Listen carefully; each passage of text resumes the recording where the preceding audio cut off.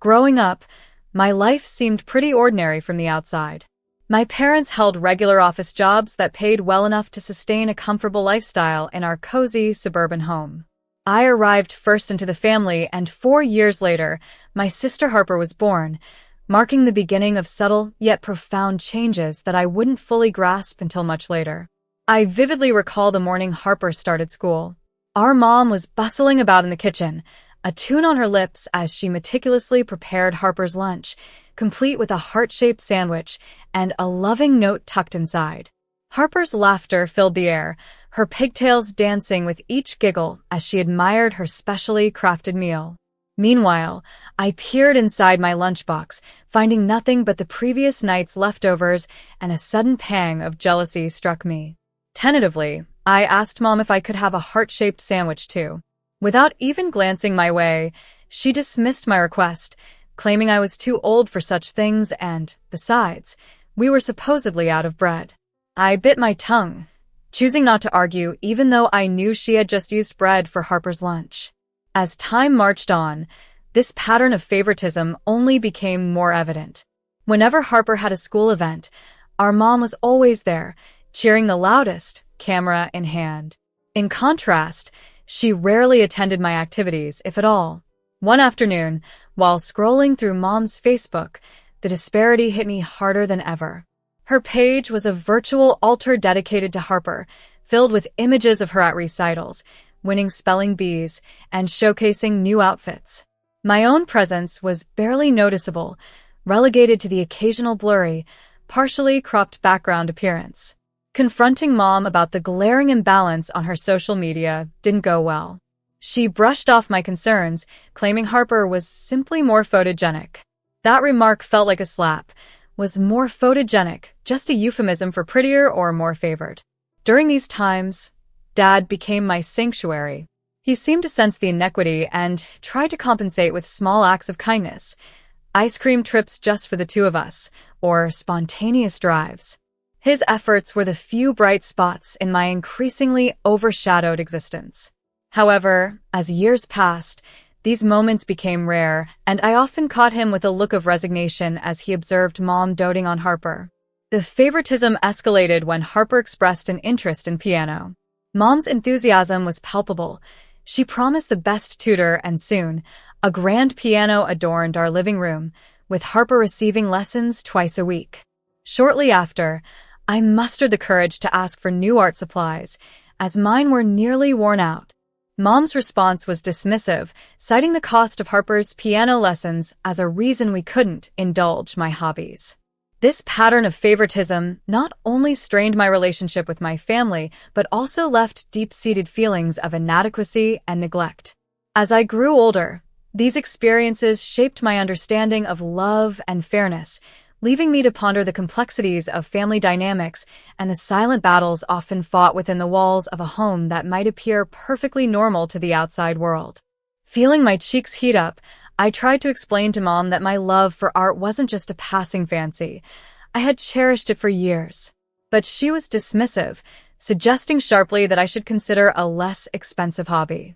Dejected, I withdrew to my room, struggling to hold back tears. It just wasn't fair. The disparity was evident in everything, even down to our wardrobes. Harper's closet was like a boutique filled with designer outfits and the latest trends, while I made do with hand-me-downs and clearance rack finds. One day, while I was sifting through a bin of discounted shirts, Harper approached me gently. "Hey, Isabella," she said, her voice soft. "Grandma gave me some birthday money. Want to split it and get something nice?" I was taken aback by her generosity. "You don't have to do that," I replied, touched by her thoughtfulness. She just shrugged. "I want to. Plus, that green sweater you like would look amazing on you." That's just how Harper was, naturally kind and generous. It wasn't her fault that Mom showed favoritism, and I couldn't find it in me to resent her for it. Over time, Harper and I became closer, often staying up late to discuss Mom's puzzling behavior. Why does she treat us so differently? Harper once confided during one of our late-night talks. I could only shake my head, wishing I had the answers. Harper also stood up for me when needed. When Mom criticized my grades, Ignoring the fact that I was enrolled in advanced classes, Harper was quick to defend me. "Mom, lay off," she'd snap. "Isabella's working really hard. You should be proud." Mom would look startled by Harper's bluntness, then dismiss it by saying she was too soft-hearted. Those moments, when Harper acknowledged my efforts, made everything else slightly more bearable. Another source of comfort was my grandparents, Mila and Mateo. Their home was a sanctuary, a world where I felt truly valued. Their living room told a different story from the selective showcase on Mom's social media. Photos of both Harper and me were displayed with equal pride, our youthful smiles captured in matching frames. One day, while helping Grandma in the kitchen, I asked her why she had so many pictures of me when Mom hardly had any. Grandma paused, her hands still in the dough. "Oh, sweetie," she sighed, "your mother has always been particular. But don't you think for a second that you're any less special?" Grandpa Mateo's workshop was another refuge. The scent of sawdust and varnish, the soothing hum of his lathe. It felt more like home than my own house. I spent hours there, learning to craft beautiful items from simple blocks of wood. As high school graduation neared, I harbored a small hope that maybe Mom would start to see and appreciate me. But that hope was crushed when my parents announced they couldn't afford to send both Harper and me to college. "We just don't have the budget, Isabella. You'll have to figure something out," Mom said, avoiding my gaze.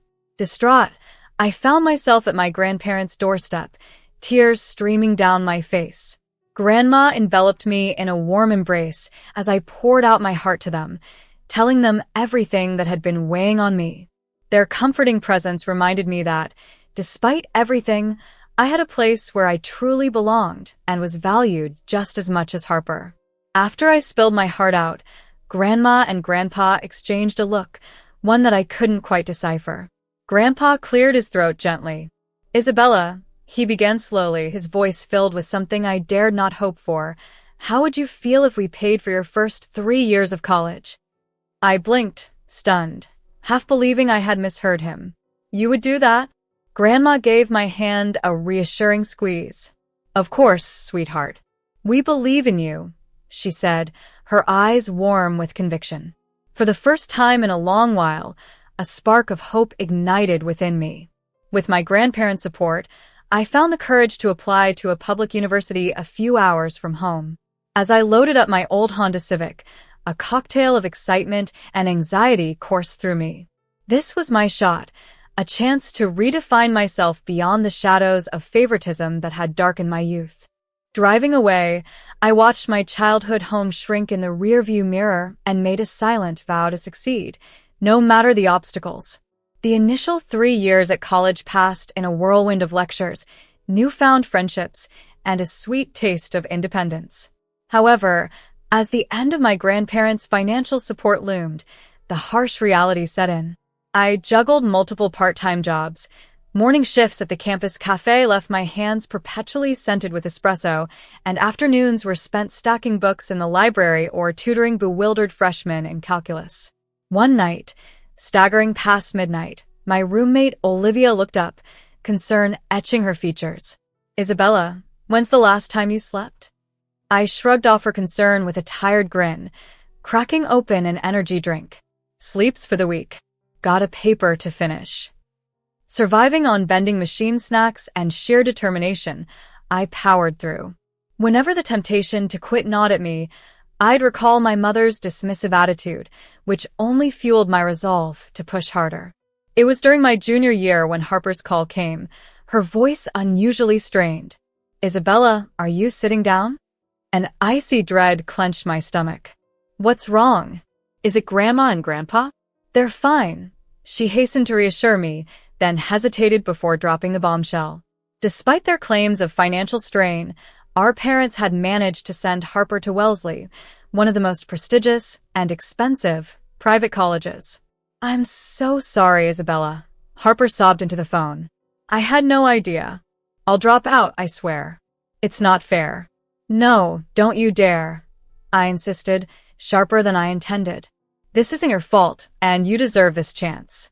But promise me you'll stay, okay?" After hanging up, I sat in stunned silence, the weight of years of favoritism pressing down on me. I'd harbored a foolish hope that our parents would eventually see us as equals, especially when it came to something as crucial as our education. Shaking off the feeling of betrayal, I washed my face and prepared for another shift at the cafe. Catching my reflection in the mirror, eyes bloodshot, hair unkempt but determination palpable, I muttered to myself, "Time to prove them wrong, Isabella." The next morning, still reeling from the revelation and the emotional toll it took, I mechanically scrolled through social media. A new post from my mom stopped me cold, a glowing tribute to Harper, celebrating her enrollment at a prestigious university. The contrast in her public pride for Harper and her practical neglect of my efforts stung deeply. Yet, it steeled my resolve further. If nothing else, I was going to finish my education, no matter how hard I had to fight for it. My hands trembled so violently that I nearly dropped my phone as I read the Facebook post again. Each word from my mother cut deeper than the last, extolling Harper for her applied effort as the gifted child, while subtly dismissing me as the lesser. Overwhelmed by a storm of emotions, I found myself dialing my mother's number, each ring sharpening my growing anger. "Hello." Her voice was unnervingly cheerful. "What the hell, Mom?" I blurted out, unable to mask my fury. "Your Facebook post, really?" There was a brief pause on the other end, followed by a sigh.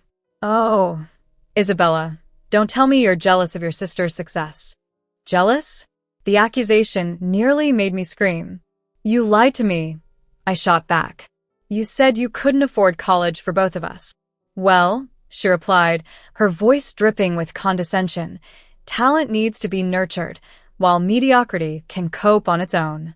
Her words struck me like a physical blow. Mediocrity. Is that really all she saw when she looked at me? "Don't be dramatic," she huffed when I confronted her about her dismissive attitude towards my efforts, balancing 3 jobs and college. "Oh, please," she scoffed.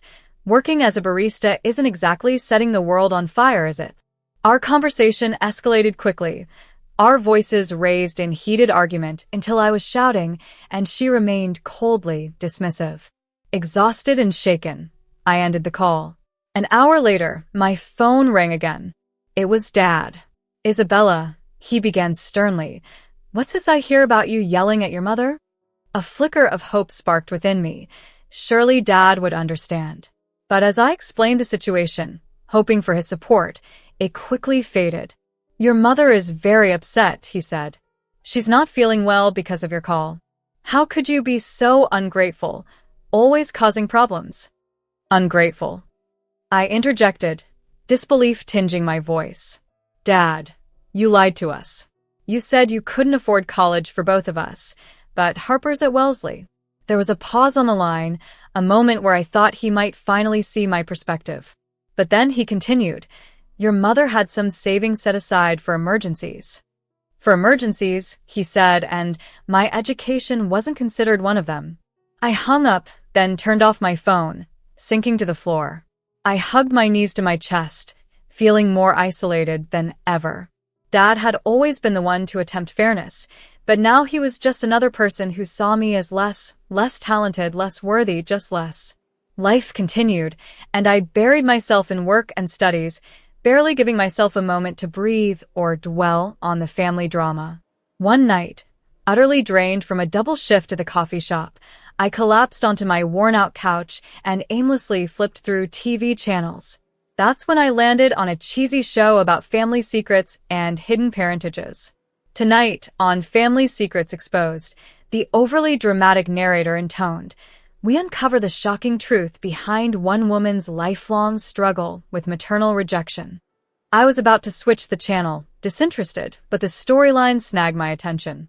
The woman on the show, referred to as Olivia, had always felt like an outsider in her own family, her mother showering her younger sister with affection while Olivia received only indifference. The parallels were eerily familiar.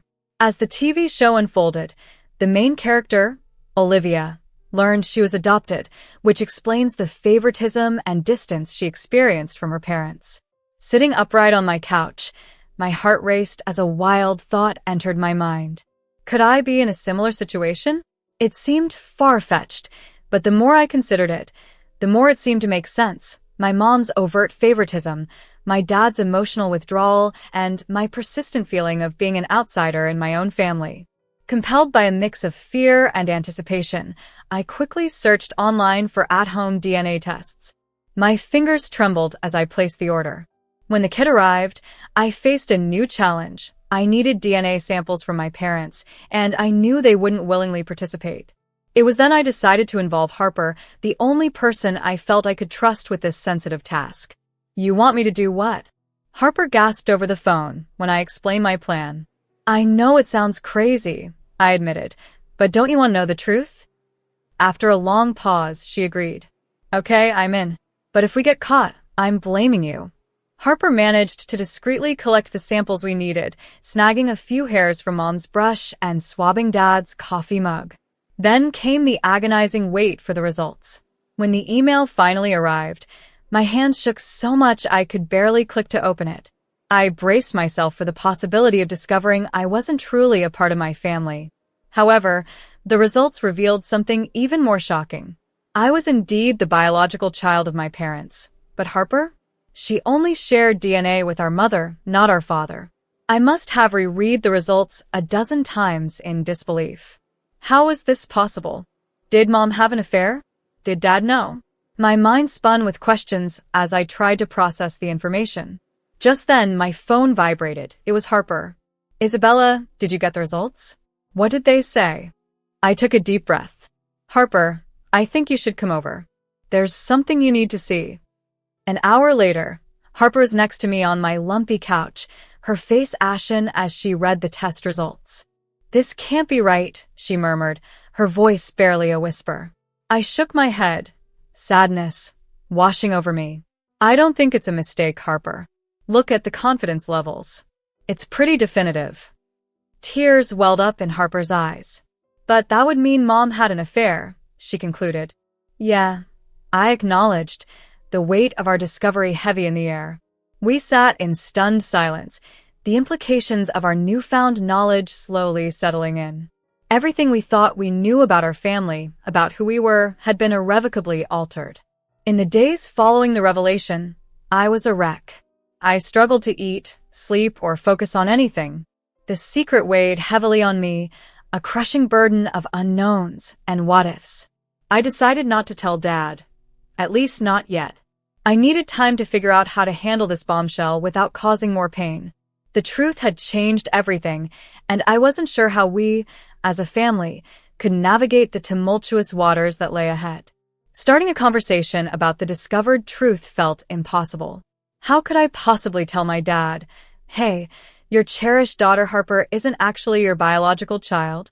It seemed surreal, but as if on cue, fate intervened in a way I hadn't anticipated. It was a nondescript Tuesday when my phone lit up with Grandma Mila's name. A wave of warmth passed through me at the sight. My grandparents had always been a pillar of support. "Isabella, sweetheart," Grandma began, her voice laced with concern, "there's something you need to know.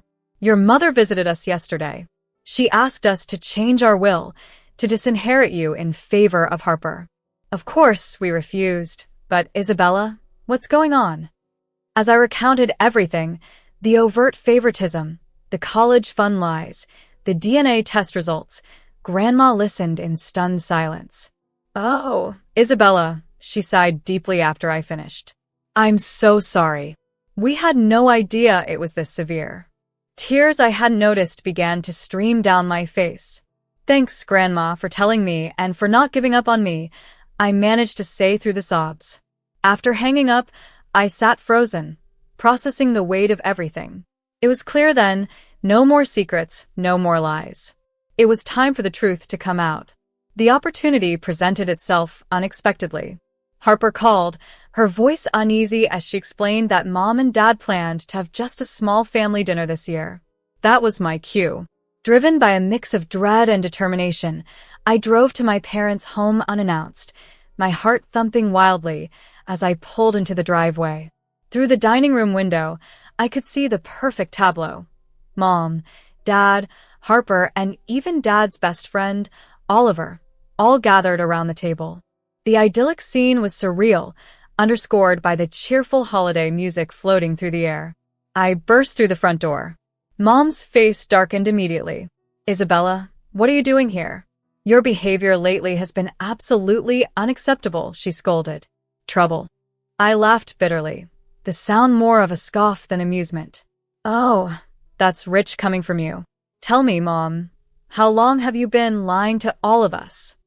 The room fell deathly silent. Dad looked baffled, Harper was visibly shaken, and Oliver seemed uneasy, shifting in his seat.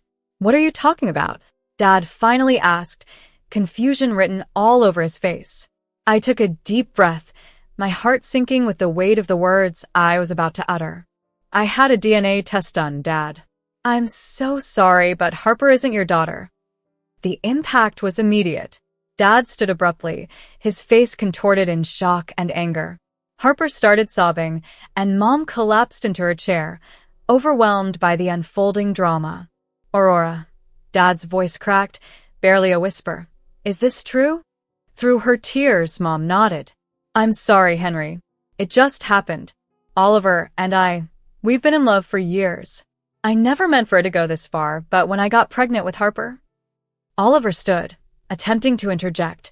"Henry, I can explain." Before he could finish, Dad's fist met Oliver's jaw, sending him sprawling to the floor as chaos ensued. Across the room, Harper looked utterly devastated. I wanted to comfort her, to reassure her that this revelation changed nothing between us, but before I could move, Mom's tearful confession sliced through the turmoil. "I've always loved Oliver," she sobbed, "and I couldn't help but love Harper more. She was a product of that love. Isabella was a reminder of a marriage I never wanted." The fallout from that Christmas dinner was catastrophic. In the weeks that followed, our family dynamics imploded spectacularly, with Dad grappling with the dual betrayal and the painful revelations that tore at the fabric of our family life. The aftermath of the revelation was swift and tumultuous. Dad, betrayed by a wife and a supposed best friend, took decisive action. He filed for divorce with startling speed and pursued every legal avenue to reclaim what was lost, driven by a sense of profound betrayal. I remember the day he called me into his lawyer's office vividly. The air was thick with unspoken emotions as he handed me an envelope. "Isabella," he said, his voice rough with emotion, "I want you to have this." Inside was a check. The amount made me gasp. "Dad, I can't." He raised his hand to stop me. "You deserve this, kiddo. After everything, it's the least I can do." With that money, I was able to pay off my student loans and even made a down payment on a small condo. For the first time, I felt a sense of financial independence and security. Harper, displaying remarkable resilience, made a tough decision herself. She withdrew from Wellesley, stating that she could no longer attend a school funded by deceit. "I'm going to do this on my own terms," she declared one day over coffee. She started working as a waitress and enrolled in community college, determined to build her life without relying on falsehoods or handouts. Watching her take these steps, I felt immense pride and admiration for her tenacity. As for Mom, the situation with her remained complicated. Dad, the grandparents, and I severed ties entirely. It was a painful but necessary decision for our mental health after enduring years of manipulation and lies. Harper, however, maintained occasional contact. "She's still our mom," she'd tell me in a quiet, conflicted voice, "even if she's not the best one." I understood her feelings, but couldn't fully share them. The mother I thought I knew had vanished the day the truth was revealed. Time passed, and we all began to adapt to our new realities. Dad even started dating again, cautiously stepping back into the dating scene. He and I grew closer, bonded by our shared experiences of hurt and healing. Harper and I, too, became inseparable. The old wedge of favoritism that Mom had driven between us dissolved completely. We were sisters, bound by more than DNA. One evening, as Harper and I sat on the balcony of my new condo, sharing a bottle of wine, I found myself reflecting on all we had endured. "You know," I mused, swirling the wine in my glass, "part of me almost wants to thank Mom. If she hadn't been so awful, we might never have uncovered the truth. As painful as it's been, I feel like I know who I am now.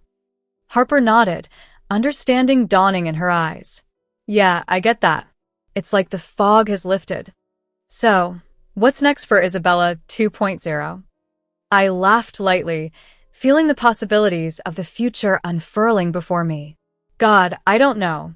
Finish my degree, I guess. Maybe travel a bit. The world's wide open. And it was.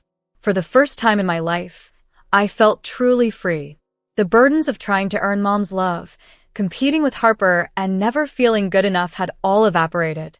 Now it was just the open road ahead, and I was ready to see where it would lead.